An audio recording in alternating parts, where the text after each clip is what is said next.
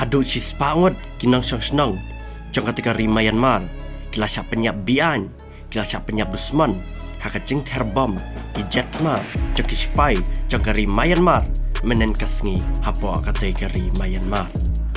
banap dang gini si spangot laya tu badakum no palat chiphawngot chanang kide ki kenaret ki badan hapo akatai jaka hakabagini kispai jong kari Myanmar kibala sensyar bian nya kari Myanmar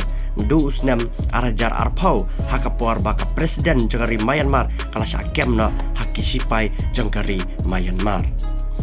kari Myanmar hadu mentamene kedai kari kabasyu snam lenterbet balamit satang ke jingyat herkuli iwe kata pedang kisipai jengari Myanmar bat ki beriau jengari Myanmar ki bagi kun persyapat ya kisipai jengari Myanmar bakin yo ya jing lai load naka jing sensyar bian jeng kisipai jeng kari Myanmar kabadang nesa hadu mentamene kane ke jing terbom jeng kisipai jeng kari Myanmar dagi jet ma jengki kadai artat kasin kebaning kong nadu baki sipai kelas sedang ban sensyar ya kadai kari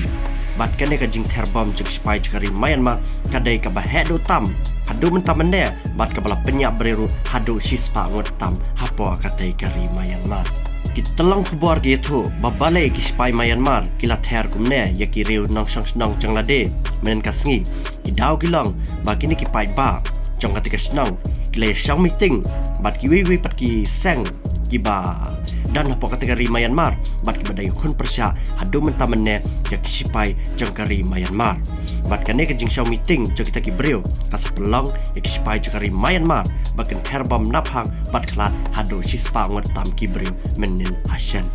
bat ban chupin ken mau no babale kispai jengari Myanmar ki kam ya ke presiden jakatika Myanmar bat ki kentai ya ke jing syar khadar kata ka demokrasi kembalang kari India kadau kalong bagi sipai ki ong baka presiden kadai ke babam sab bat kumta ka sepelong ya kisipai bakin kene no ya kabor na presiden bat kisah penyaji bat kisah sensyarhi ya ketika Myanmar hadu mentamene bat wat upai ba na susnong ketika Myanmaru kimhon ya ketika jingle jek sipai bat kumta katma ka nesa nane kadang don bet hadu menta mene hapo ketika Myanmar